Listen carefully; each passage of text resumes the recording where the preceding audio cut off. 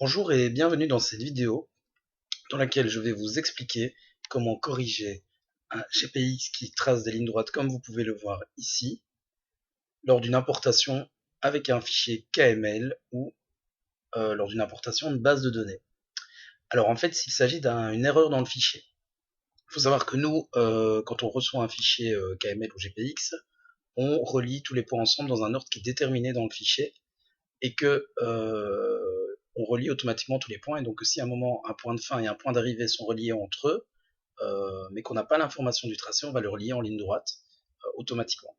Donc pour corriger ceci, il faut utiliser Google Earth. C'est très simple à télécharger. Donc dans Google Earth, vous allez dans Fichier, vous allez dans Ouvrir et vous téléchargez votre fichier KML. Voilà, ici, l'exemple.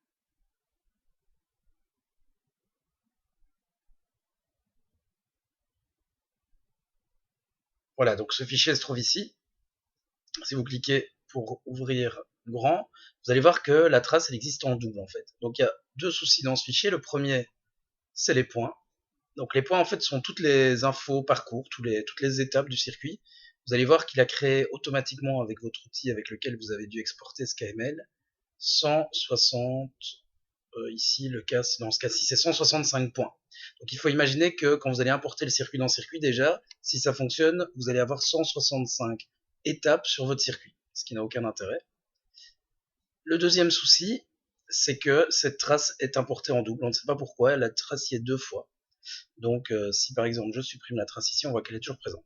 Donc la première chose, le problème qui fait que le circuit trace une ligne droite, c'est que le dernier point ici, de cette trace-ci, en fait, n'est pas la fin du circuit, vu qu'il y a une seconde trace, qui est celle-ci, et donc qui est en fait qui est exactement la même, dont le premier point est là. Et donc nous, quand on va importer la trace comme ça, hop, en ligne droite, et puis quand notre outil va dire j'arrive au dernier point, il dit mais non, il y a une seconde trace, où je recommence au point 0 de la seconde trace, et hop, je retrace comme ça. Et donc comment il va faire pour relier, vu qu'il n'a pas d'information qui lui indique comment relier ces deux points, hop, il trace en ligne droite. Donc pour corriger, la première chose qu'on va faire, c'est supprimer la deuxième trace. Donc on fait un clic droit, on appuie sur supprimer, on dit OK, voilà.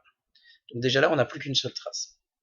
La deuxième chose à faire, c'est supprimer toutes les étapes qui, à l'importation, vont d'abord faire ralentir très très fort l'importation et qui peuvent même provoquer des blocages puisqu'il y a trop de points à aller chercher.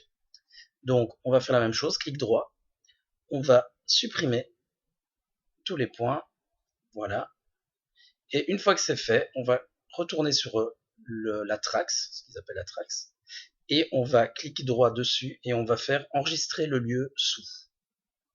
Voilà, alors là vous donnez le nom que vous voulez, je vais l'appeler Trax. Voilà.